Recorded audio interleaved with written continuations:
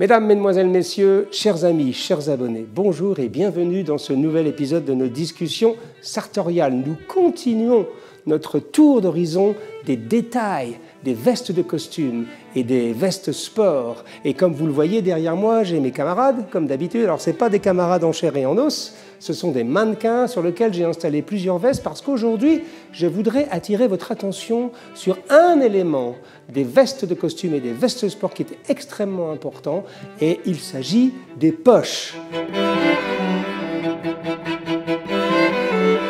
Je pense que ça va vous intéresser. On va réviser quelques grands fondamentaux au niveau des poches et je vais essayer de vous donner 2-3 idées pour bien choisir le type de poche en fonction de vos goûts, en fonction du type de vêtements que vous allez acheter, mais également en fonction de votre morphologie. Je sais également qu'un grand nombre d'entre vous se tournent petit à petit vers le sur-mesure et donc ça devient crucial d'avoir un peu d'éducation au niveau des poches parce que c'est un des détails majeurs sur une veste qu'on va vous le demander. Votre salon sur mesure va vous demander, vous voulez les poches plutôt comme ci, plutôt comme ça. Il va vous parler de poches plaquées, il va vous parler de poches à rabat, il va vous parler de poches passe-poilées. Donc, il faut absolument que vous soyez à l'aise avec ce vocabulaire. Et donc, je vais vous donner tout ce dont vous avez besoin pour être un as des poches. Commençons tout de suite avec cette veste ici. Elle possède ce qu'on appelle, alors c'est très classique, elle possède, je vais tourner un peu le mannequin, hein, je vais tourner mon ami le mannequin, hop. Et voilà, ça c'est ce qu'on appelle une poche à rabat. Okay. Alors, historiquement, il y a longtemps, je pense que c'est en Angleterre, parce que tout a été plus ou moins inventé en Angleterre au niveau de l'élégance masculine, quelqu'un a inventé les rabats pour éviter tout simplement que la poussière ou que la pluie, enfin bref, tous des éléments extérieurs n'entrent dans les poches d'un vêtement. J'imagine qu'à cette époque-là, les rues étaient peut-être un peu moins propres, il y avait beaucoup de poussière, donc c'est l'origine du rabat. Ce qui est intéressant avec une poche à rabat, qui est une poche très classique, c'est que vous pouvez, d'ailleurs j'en ai une sur moi, regardez, j'ai une poche à rabat. Personnellement, moi, ce n'est pas ma poche favorite, mais généralement je fais ça, regardez. Hop, l'avantage de la poche à rabat, c'est que vous pouvez la montrer ou ne pas la montrer. Comme sur ce mannequin, la montrer ou ne pas la montrer. Deuxième petit point de détail au niveau de ces poches à rabat, vous pouvez l'avoir droite, comme les miennes, ou alors vous pouvez l'avoir légèrement oblique. Voilà. Alors après, là, c'est vraiment une question de goût.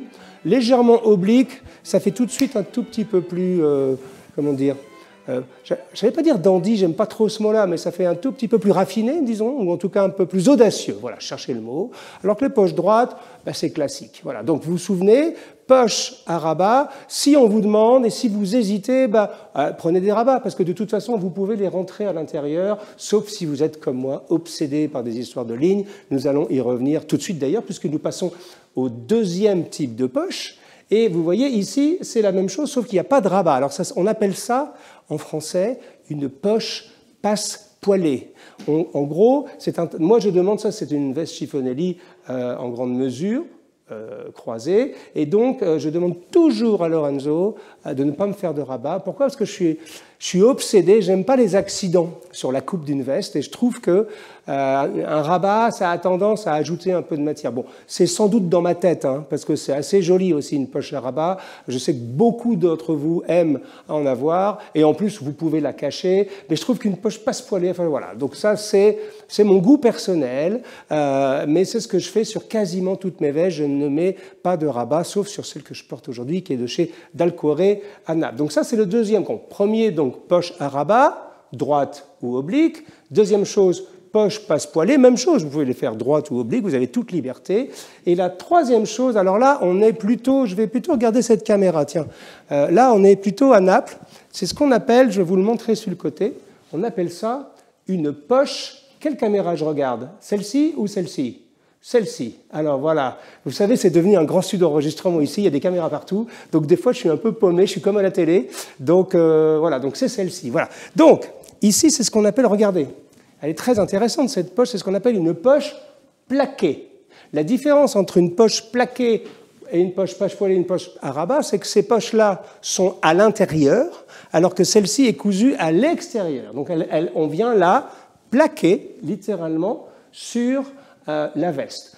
Typiquement, c'est napolitain. Les Napolitains adorent les poches plaquées. Et alors, d'un point de vue stylistique, une poche plaquée, tout de suite, ça donne une connotation un peu plus sport, un peu plus décontractée. Bien que maintenant, moi-même, j'ai tendance un peu à casser les codes. Je me suis fait faire chez Pino Peluzzo une veste de smoking bleu avec des poches plaquées, alors que normalement, une poche plaquée, c'est plutôt pour une veste décontractée. Alors, les Italiens, donc, ils adorent les poches plaquées, évidemment, et cette fameuse forme, alors, il y a une forme très... Alors, ils appellent ça tasca di pignata, j'espère que je l'ai bien dit en italien. On traduit ça, alors pignata, ça veut dire un pot, c'est un pot pour cuisiner. Donc tasca di pignata, ça veut dire une poche en forme de pot. Je sais qu'en anglais, ils aiment comparer ça à un verre de brandy. Nous, en français, on dit une poche en forme de verre à cognac. Vous savez, ces verres à liqueur légèrement incurvés comme ça. Donc, c'est l'origine de cette poche. Au niveau de la couture, alors je donne vraiment tout ça, c'est des petits détails. Mais certaines personnes, par exemple, notre ami Pirozzi, à Naples, nous dit qu'une poche plaquée doit se mettre à peu près à 4 cm du bas pour que ça soit équilibré au niveau de votre silhouette.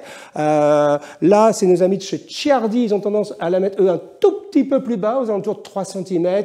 Donc, on va dire entre 3 et 4 cm, c'est la bonne hauteur pour avoir une poche plaquée mise sur votre veste. Ensuite, nous allons revenir plus tard à la poche poitrine, un tout petit peu plus tard. Ensuite, et je vais regarder cette fois cette caméra-là toujours, nous arrivons ici à là, donc on est sur des poches plaquées, mais là on a ici ce qu'on appelle une poche ticket.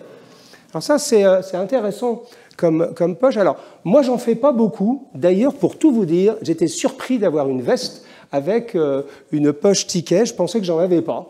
Eh bien, sur cette veste sport que j'adore par ailleurs, le tailleur, sans me demander, m'a fait une poche ticket. Et c'est, je crois, que la seule veste dans toute ma garde-robe qu'on a eu. Alors, pourquoi on appelle ça une poche ticket? C'était à l'époque, vous savez, avant les téléphones portables, avant l'Internet, avant tout ça, on avait besoin d'une poche pour mettre des pièces de monnaie, pour mettre des tickets de métro, pour mettre une pince à billets. Vous savez, toutes les choses, les choses un petit peu qu'on sait pas trop où les mettre. Et quand on n'a pas envie d'avoir un portefeuille qui déforme le costume, eh bien, on mettait ces choses, voilà. Donc, on poche ticket, on appelle ça une poche ticket, parce que généralement, on mettait nos tickets. À l'intérieur, tickets de théâtre, tickets de métro, pièces de monnaie, etc. Donc ça, c'est quelque chose que beaucoup d'hommes aiment encore avoir, notamment sur leur veste sport, et c'est une figure de style. Je viendrai tout à l'heure à cette veste-là, qui est une curiosité de chez Cifonelli à Paris, mais j'y reviendrai tout à l'heure. Nous allons maintenant revenir ici, je vais vous parler de ce qu'on appelle ici la poche poitrine. Okay? Alors, la poche poitrine, vous voyez, alors, toutes ont une forme légèrement incurvée. Ça, c'est une veste Cifonelli. Okay? Mais les Napolitains, eux, vont un tout petit peu plus loin, puisqu'ils font... Voilà, vous voyez qu'elle est incurvée, mais elle monte un petit peu. C'est-à-dire qu'elle va un tout petit peu plus haut que la poche française. En Italie, on appelle ça la barchetta. Alors, littéralement, on pourrait dire en français la barquette, une petite barque, c'est en forme d'un petit bateau. Donc ça, même chose, les Napolitains, ils adorent ce genre de détails. Poche plaquée en forme de verre à cognac et poche poitrine en forme de petite barque. Vous voyez, les Napolitains sont toujours extrêmement poétiques quand on parle de style. Au niveau du positionnement de cette poche, là aussi, on peut vous le demander et soyez très, très attentifs. Parce que si vous faites faire un costume, je ne parle pas chez un tailleur en grande mesure, il saura la placer, la poche poitrine. En revanche, si vous allez dans un salon de sur-mesure, donc où votre costume, on prend vos mesures, on envoie votre costume dans une usine et vous le récupérez, parfois, ça dépend du professionnalisme des salons, parfois ils ne sont pas totalement éduqués sur ce sujet-là et ils ont tendance à placer la poche à un mauvais endroit. Alors, le principe à retenir, c'est... Parce que moi, j'ai vu des poches beaucoup trop hautes et des poches beaucoup trop basses. C'est quand même important, une poche poitrine. Bon, on s'en sert, nous, notamment pour mettre des pochettes. Vous voyez, donc, la règle à retenir, c'est de la mettre à peu près à l'aplomb de votre aisselle. Vous voyez, le dessous de l'emmanchure, à peu près à cet aplomb-là, vous positionnez la poche poitrine. Donc ça, c'est la poche poitrine, c'est important. Donc soit vous la faites plus ou moins courbe, mais si vous aimez un peu le style italien, demandez, si vous allez en plus en Italie, demandez une barchetta. Et si de toute façon vous êtes dans le sud de l'Italie, à Naples ou dans les Pouilles, ils vous feront une barchetta de toute façon. Voilà. Passons maintenant à l'intérieur de la veste, parce que les poches, vous savez, il y a énormément de choses. Donc ça, c'est l'extérieur. Vous vous souvenez les fondamentaux? Donc je vais regarder cette caméra maintenant. C'est poche avec rabat, poche sans rabat, donc qu'on appelle passepoilée, et poche plaquée. C'est les 3 grands fondamentaux, avec une petite variante supplémentaire qui est la poche ticket. Les poches poitrine, on vient de les voir, et maintenant on va regarder un tout petit peu à l'intérieur. Regardez. Alors je vais ouvrir cette veste-ci de chez Cifonelli. Hop, voilà. Alors, je vais vous la montrer parce que c'est quand même très intéressant. Voilà, donc ça c'est assez classique comme montage de poche. Alors, petit point de détail, faites toujours, mes amis, c'est un conseil que je vous donne. Je ne sais pas si ça vous est arrivé d'avoir maille à partir avec des pickpockets. Moi, ça m'est arrivé, plusieurs fois d'ailleurs.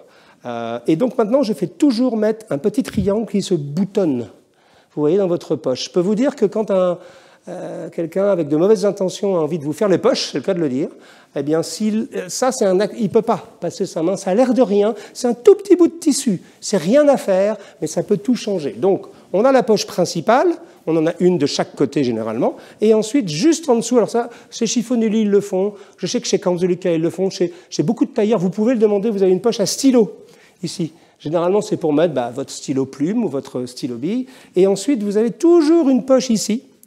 Alors généralement, aujourd'hui, on appelle ça une poche à téléphone portable.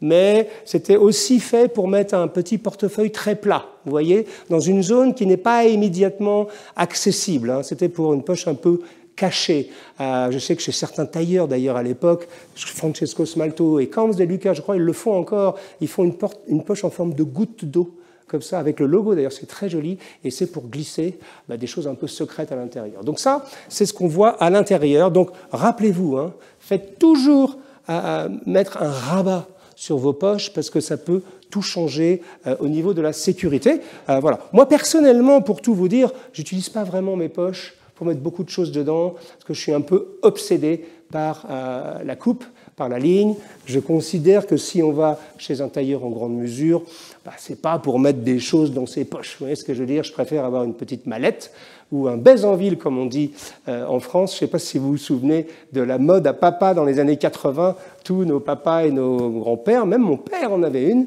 il avait un baise-en-ville, ça s'appelait. C'est pas très joli comme nom, c'est peut-être de petites sacoches comme ça. Alors moi, je n'utilise pas ça, je préfère avoir une jolie sacoche et une jolie mallette, mais généralement, j'essaye autant que faire se peut de mettre le moins de choses possible dans mes poches. Mais encore une fois, c'est mon obsession personnelle. Et donc, on va terminer par cette fameuse curiosité qui se trouve là. Alors, je vais regarder cette caméra cette fois. Et alors ça, c'est une curiosité. Pourquoi? Alors, d'abord, c'est une veste Cifonelli que j'adore. Je crois qu'elle s'appelle la Preppy. C'est une veste gancée, donc avec une ganse de couleurs différentes que la veste elle-même. Et alors, c'est une curiosité puisque, regardez, messieurs, dames, c'est une veste avec 3 poches plaquées. C'est-à-dire là, vous n'avez aucune autre poche, toutes les poches sont plaquées. 1, 2 et 3. Okay? Alors, une poche plaquée poitrine, c'est assez rare. Généralement, les poches poitrine sont plutôt pas plaquées. Et donc, ça donne tout de suite un aspect un peu plus sportif, un aspect plus décontracté. Donc, c'est vraiment une veste sport. Vous remarquez le travail ici sur les poches, c'est que la poche, elle a tendance là, elle est montée à l'inverse, c'est-à-dire elle est montée vers le haut. Bon, vous voyez, en fait, tout ça, c'est des petits subterfuges, ce sont des petits trucs de tailleur. Tout ça, mis bout à bout, ça donne du style à vos vêtements. Voilà. L'idée de cette série d'épisodes, je vous ai parlé d'écran de revers, je vous ai parlé maintenant des poches. On va continuer aussi avec comment travailler sur les motifs. Voilà. Mais vous voyez que le sujet des poches, c'est un sujet intéressant. C'est un sujet intéressant au niveau du style. Parce que si vous êtes un peu fort, je ne vous conseille pas de mettre des rabats. Vous voyez, évitez de rajouter de l'épaisseur. Si vous êtes au contraire un peu fin, vous pouvez vous permettre de mettre des poches plaquées, parce que ça rajoute un petit peu d'épaisseur et ça crée un accident sur la ligne. Si vous voyez, toutes ces choses-là ajoutent ou enlèvent quelque chose, mais participent à votre silhouette et à votre style. Vous voyez également que la forme d'une poche poitrine ou la forme d'une poche qui monte légèrement ou qui est droite peut influer sur l'ambiance générale de votre tenue. Voilà, j'adore cette série sur les différents détails. On a parlé des revers ensemble déjà, on a parlé du boutonnage des costumes croisés, là on a parlé des poches et on a plein d'épisodes à venir sur lesquels je vais vous donner tous les trucs à savoir, tout le vocabulaire à acquérir pour que vous soyez armés jusqu'aux dents la prochaine fois que vous allez chez votre tailleur ou dans votre salon de sur-mesure. Je vous donne donc rendez-vous le plus rapidement possible pour un nouvel épisode de nos discussions sartoriales. D'ici là, soyez prudents, prenez soin de vous et à très bientôt mes amis. Cheers!